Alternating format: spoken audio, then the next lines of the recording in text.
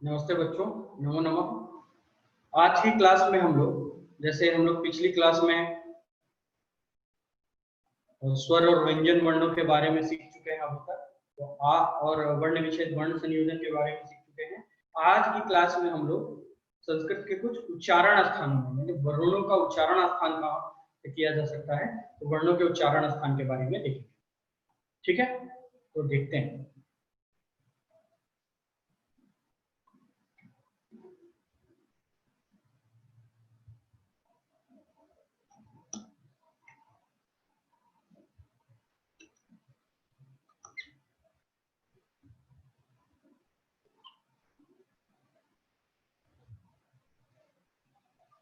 वर्णों के उच्चारण स्थान में सबसे पहला हमारा जो सूत्र आता है वो आता है अकु विसर्जनीय कंठ, यानी कंठ का उच्चारण।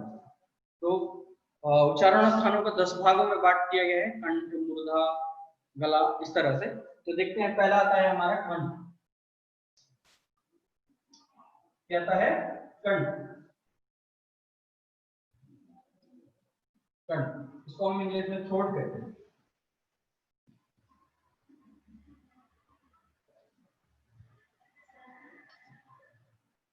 ठीक है, एक मिनट।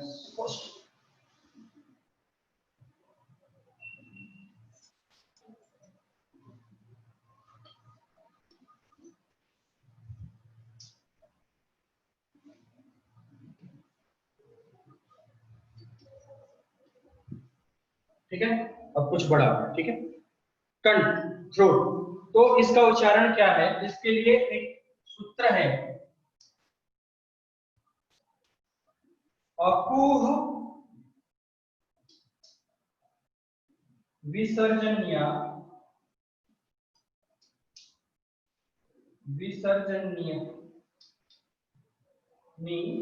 या नाम। अकुह विसर्जनीय नाम कंठ। अकुह विसर्जनीय नाम कंठ। अकुह विसर्जनीय नाम कंठ। इसको 2-3 बार उच्चारित करेंगे बच्चों कंठ के लिए। अकुह विसर्जनीय नाम कंठ। अकुह विसर्जनीय नाम कंठ। अकुह विसर्जनीय नाम कंठ। अकुह विसर्जनीय नाम कंठ। अकुह विसर्जनीय नाम कंठ। तो अकुह विसर्जनीय नाम कंठ में, इसको लिख भी लेंगे आप। तो अकुह विसर्जनीय नाम कंठ में कैसा होता है देखेंगे। क्या क्या होता है?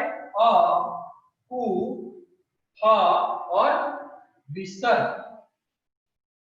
क्या कह रहा है? अ अगर कहने से हमारा तात्पर्य है अ से अ आ। उसके बाद क्या कह रहा है? कु। कु यानी कवर्ग।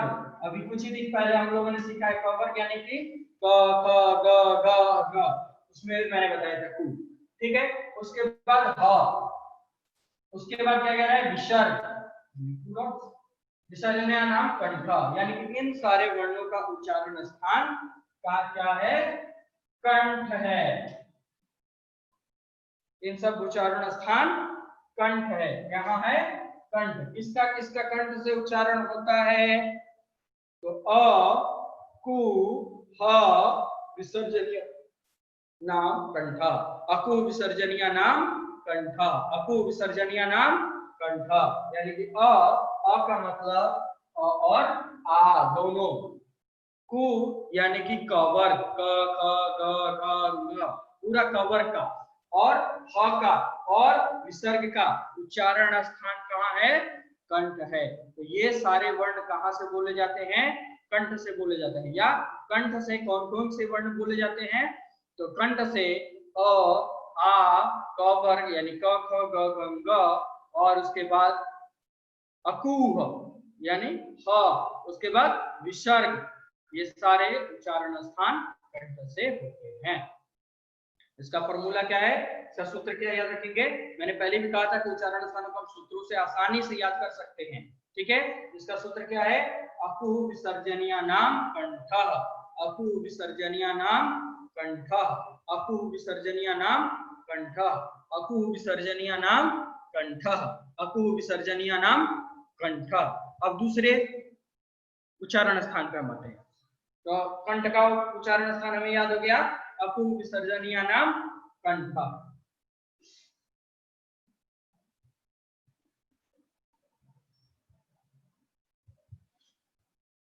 दूसरा जो उच्चारण स्थान है वह है तालु। क्या है वो? तालु, तालु।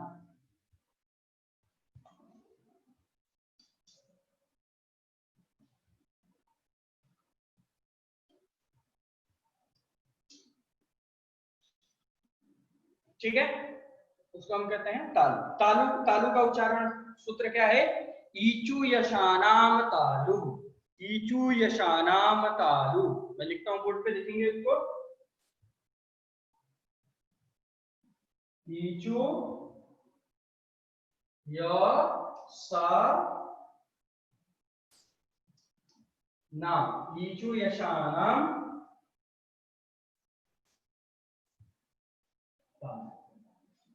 बच्चों अगर मुझे उच्चारण स्थान बताना होता तो मैं आपको कहता कि अ, आ, क, ख, ग, घ, घ, विसर्ग, ह का उच्चारण स्थान कंठ, लेकिन वो अब भूल जाते, ये याद नहीं रहता।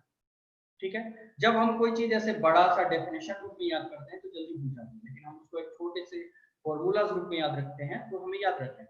और ऑलरेडी जब हमारे पास महर्षि पाणिनि का, जो सबसे बड़े संस्कृत व्याकरण के ज्ञाता थे और जिन्होंने संस्कृत व्याकरण की पहली पुस्तक अष्टाध्यायी की रचना की थी, जब उनके हमारे पास पुत्र हैं महर्षि पतंजलि, जो कि बहुत आप लोग परिचित होंगे, पतंजलि बहुत पॉपुलर ब्रांड है रामदेव का। ठीक है, तो पतंजलि ने एक कात्यायन सूत्रम नामक पुस्तक, जिसको हम पतंजलि को एक और नाम से जानते हैं कात्यायन, और उन्होंने क्या किया कि पाणिनि के किताब को ट्रांसलेट कर दिया संस्कृत में ही, मतलब सिंपल लैंग्वेज में, तो उसको कात्यायन सूत्रम के महाभाष्यम के नाम से जानते हैं। ठीक है, उसमें से ये हमें सूत्र मिलते हैं जब उच्चारण स्थान हो, तो हमें ये याद रखने चाहिए। और ये बहुत ही आसान है, जैसे कि आपने देखा अकु विसर्जनीय कंठ, अगर हमें मालूम है कि अकु, अकु से याद रख सकते हैं, कु यानी कि कवर। ठीक है, हा और विसर्ग का उच्चारण स्थान कंठ। वैसे ही तालु का, तालु का क्या होगा? ईचु यशानाम तालु, ईचु यशानाम तालु का उच्चारण स्थान तालु है। ईचु यशानाम, ईचु यशानाम में क्या आता है, इसको प्रोनाउंस कैसे करेंगे? तो मैं 2-3 बार प्रोनाउंस करता हूं, आप देखते हुए प्रोनाउंस करेंगे।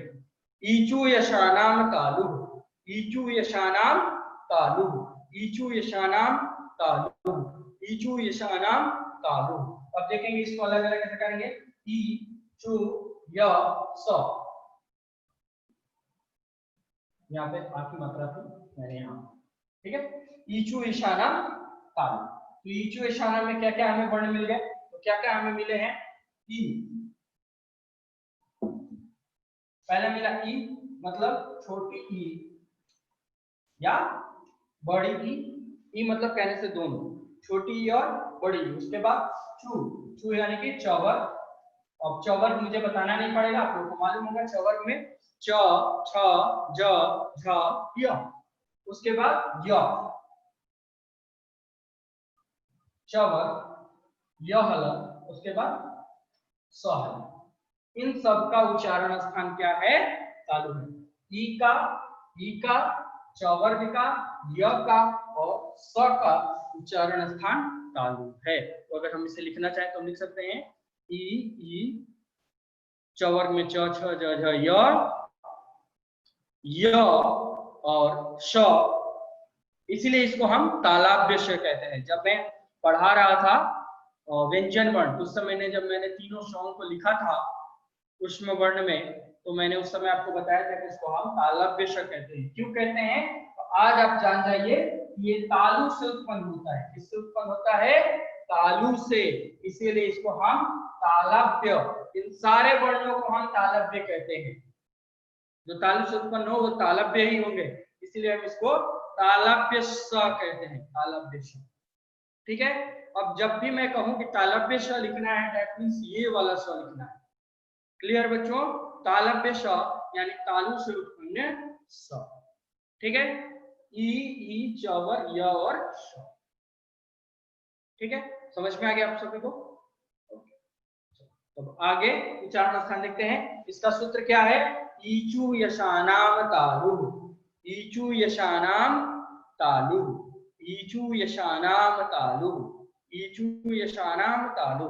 पहले क्या करेंगे, आप भी सूत्र को बड़ा बड़ा पहले सूत्र लिख लेंगे, फिर सूत्र के नीचे सेम सूत्र बड़ा बड़ा करके लिख लेंगे।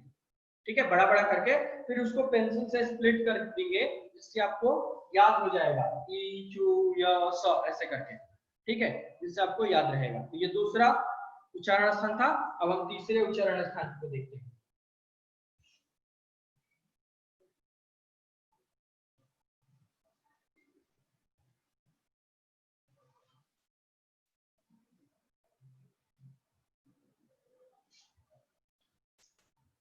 तीसरा उच्चारण स्थान है हमारा मूर्धा, roof of the mouth. Roof of the mouth को हम मूर्धा कहते हैं।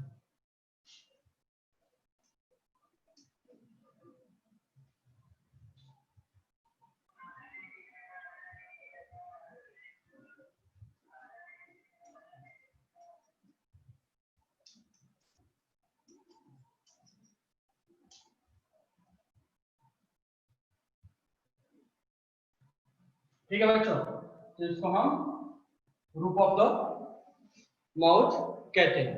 ठीक है, मूर्धा। तो रूफ ऑफ द माउथ में यानी मूर्धा का उच्चारण स्थान होता है ऋतु रसानाम मूर्धा। क्या होता है? ऋतु रसानाम मूर्धा। मैं लिखता हूं ऋतु रसानाम,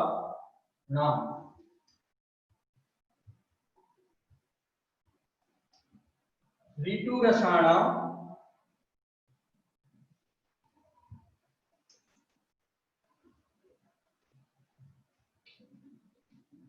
मूर्धा। यानी कि इन, इसका सूत्र क्या होता है? अब देख पा रहे हो बोर्ड पे, अच्छे से लिखेंगे इसको। अब मैं उच्चारित करता हूं, साथ में उच्चारित करेंगे। ऋतु रसाणाम मूर्धा, ऋतु रसाणाम मूर्धा, ऋतु रसाणाम मूर्धा, ऋतु रसाणाम मूर्धा, ऋतु रसाणाम मूर्धा। ठीक है, तो इस तरह से जब मैं 5 बार पढ़ा है तो 10-15 बार आप अपने से पढ़ेंगे कि वो याद हो जाए आपको। ऋतु रसाणाम मूर्धा। इसमें क्या आता है? री, क्या मिला हमें? री। इसके बाद क्या मिला हमें? टू। इसके बाद क्या मिला हमें? र। और इसके बाद क्या मिला हमें? श। इसके बाद क्या मिला हमें? स।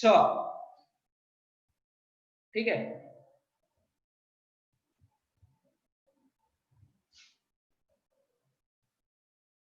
तो ऋतु रसाणाम मूर्धा। तो हम इसको नीचे लिखेंगे री यानी कि ह्रस्वरी या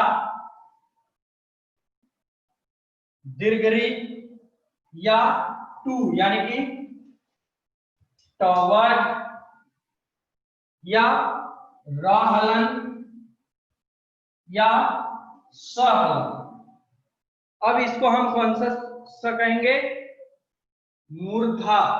मूर्धा से उत्पन्न मूर्धन्य, मूर्धा से उत्पन्न मूर्धन्य, मूर्धा से उत्पन्न मूर्धन्य। मूर्धा से जो चीज उत्पन्न होता है, जो चीज निकलता है, उसको हम मूर्धन्य कहते हैं। ये सारे वर्ड्स, मैं सॉरी लेटर्स, ये सारे लेटर्स मूर्धन्य हैं, सारे वर्ण मूर्धन्य हैं। और उसमें से ये जो स आया, ये मूर्धन्य स।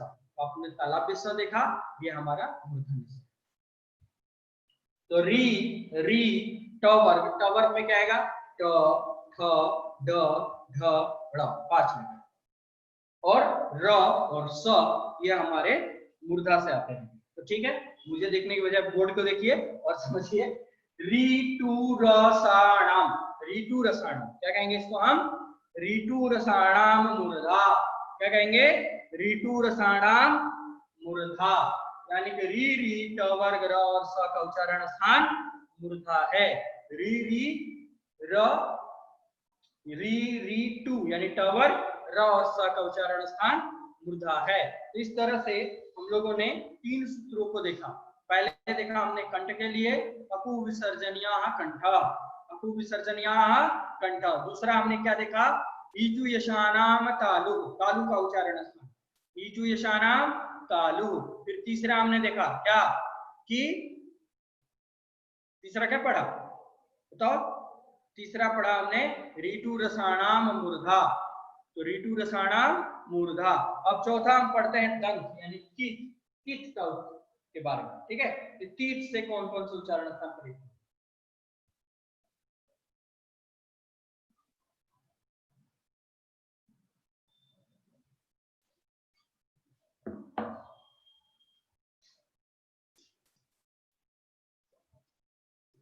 ठीक है, तो आगे नेक्स्ट वन है हमारा दंत,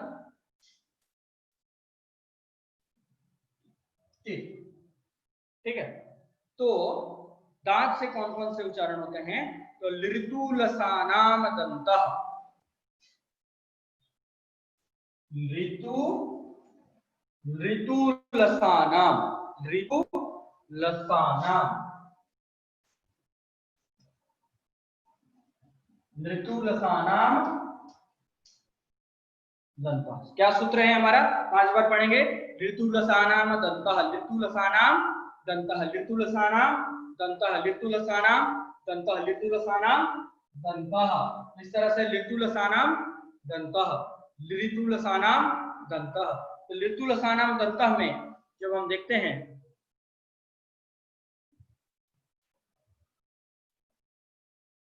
मैं इसको अलग अलग करता हूं बच्चों, 1 मिनट। ऋतुलसानाम दंतों को देखते हैं, री, तु, ल और स, री, तु, ल और स। तो हम क्या होगा इसमें, हमारा री में, री यानी कि री हमने स्वर वर्ण में पढ़ा था, लिरी का लिरी हम लिख देंगे। उसके बाद तू, तू यानी कि तवर, तू यानी कि तवर। उसके बाद ल यानी कि ल हलन, उसके बाद स यानी कि सहलन, ठीक है। तो हमारा हो जाएगा री, तवर, ल और स। इस तरह से हम देखते हैं री, तू, ल, साना, दंत। तो ये हमारे उच्चारण स्थान जो है, ये वर्णों का उच्चारण स्थान दंत है। किसका, री का, त वर्ग यानी क, थ, द, ध, न, पहले ही हम लोगों ने देखा था। और उसके बाद ल, स का उच्चारण स्थान जो है दंत है, ठीक है। तो दंत के सूत्र को हम कैसे पढ़ेंगे, ऋतुलसानाम दंतः, ऋतुलसानाम दंतः, ऋतुलसानाम दंतः। नेक्स्ट हम आते हैं ओष्ठ पे।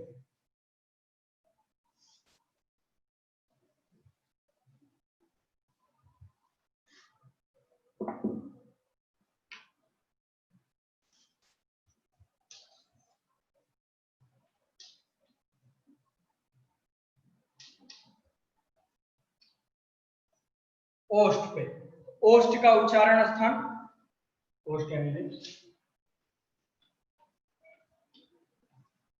ठीक है। तो ओष्ठ का उच्चारण स्थान क्या है, ओष्ठ का उच्चारण स्थान है उपध्मान्यो ओष्ठौ,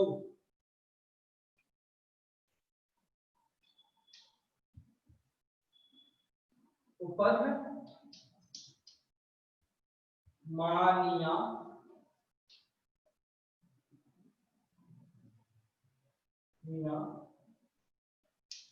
ओष्ठौ,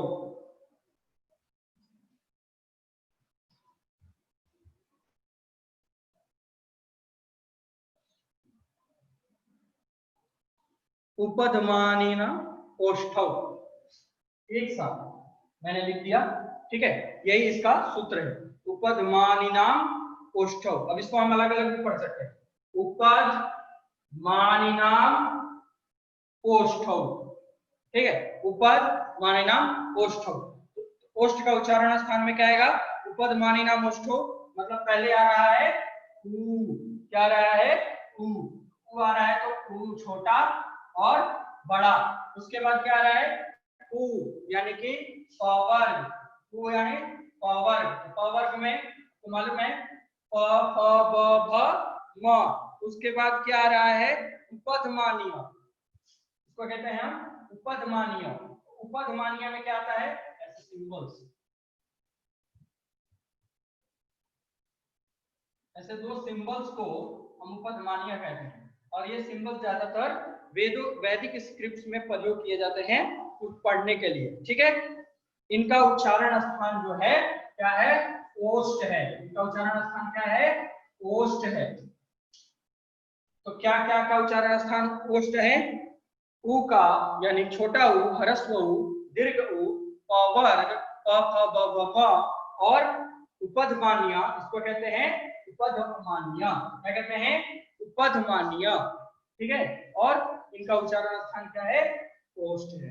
इनका उच्चारण स्थान क्या है, ओष्ठ है। तो इसको हम क्या कहते हैं, सूत्र को उपधमानीय ओष्ठौ, उपधमानीय ओष्ठौ। नेक्स्ट हम आते हैं 6th नंबर पे अपने। 6th नंबर पे है हमारा नासिका, नोज।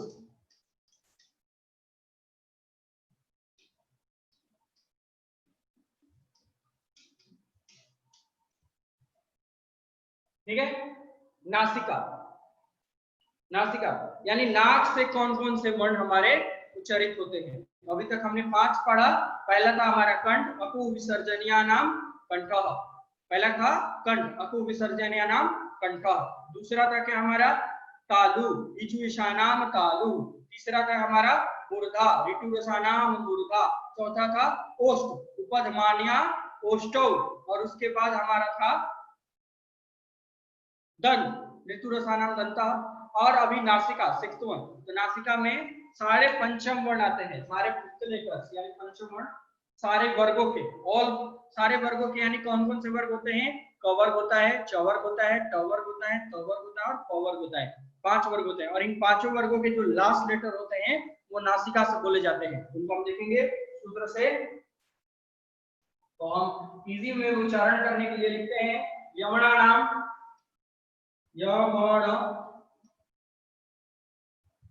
ना नाम, यमणा नाम नासिका, यमणा नाम नासिका। और ये सारे पंचम वर्ण है। जैसे पहला है अंग, क वर्ग का अंग आता है। इसको अगर हम अलग अलग करेंगे तो य हलन, म हलन, अंग हलन, अण हलन और न हलन। ये 5 लेटर है पांचों वर्ग के। ये किसका है, ये क वर्ग का है, ये च वर्ग का है, ये प वर्ग का है, ये ट वर्ग का है और ये त वर्ग का है।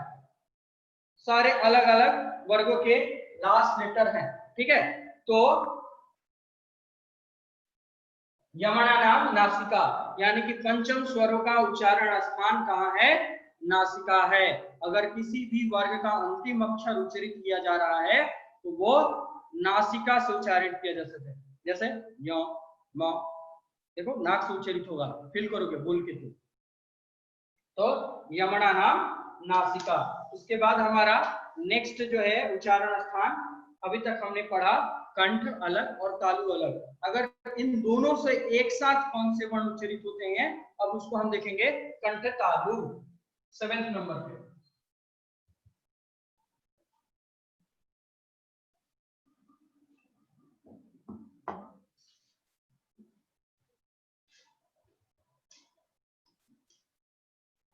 कंठ तालु, कंठ और तालु दोनों। तो कंठ से हम कौन कौन से उच्चारण किए जाते थे और तालु से कौन कौन से, ये दिमाग में रखना है, फिर हम उसको आगे रखेंगे। तो इसका सूत्र होता है कंठ और तालु का सूत्र होता है यानी कि ए दो तो ए दो तो हो, ए दो तो हो कंठ तालु,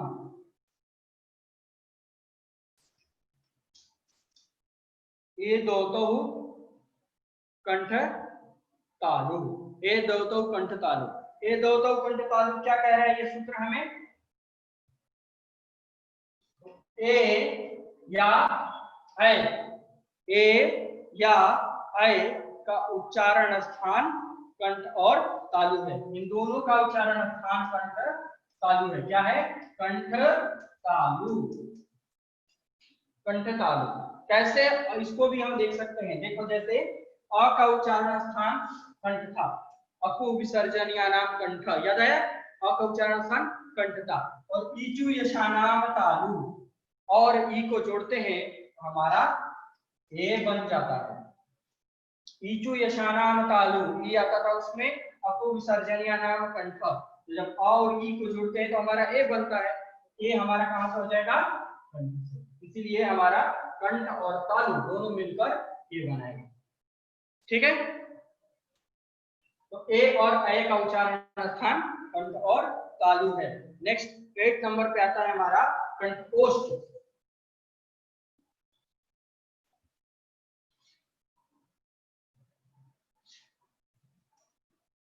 कंठ ओष्ठ, कंठोष्ठ, कंठ और ओष्ठ, इसको हम कंठोष्ठ एक साथ में लिखते हैं, कंठोष्ठ ऐसे भी लिखते हैं। ठीक है, तो इसका सूत्र क्या होता है कंठोष्ठ का? तो कंठोष्ठ का सूत्र होगा, कंठोष्ठ का सूत्र होगा ओ दौतौ, ओ दौतौ, ओ दौतौ कंठोष्ठम, ओ दौतौ कंठोष्ठम। ओ दौतौ मतलब ओ, दौतौ मतलब दो बार, ओ और औ, ओ और औ का उच्चारण स्थान कंठ और ओष्ठ है। ओ और औ का उच्चारण स्थान क्या है? कंठ और ओष्ठ है। ठीक है, तो ओ और औ का उच्चारण स्थान कंठ और ओष्ठ है। तो यह हमारा था 8th नंबर कंठोष्ठम, ओ दौतो। नेक्स्ट है दंतोष्ठ।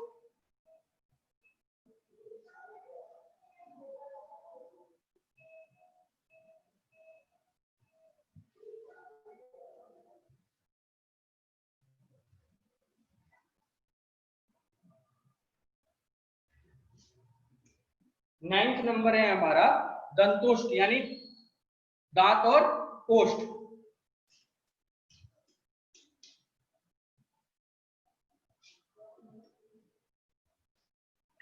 तो दंतोष्ठ का सूत्र क्या होगा बच्चों? वकारस्य दंतोष्ठम, इसको हम और लिप्स दोनों एक साथ, दांत और ओष्ठ। ठीक है, तो इसका सूत्र क्या होता है?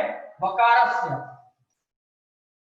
वकारस्य, वकारस्य दंतोष्ठम,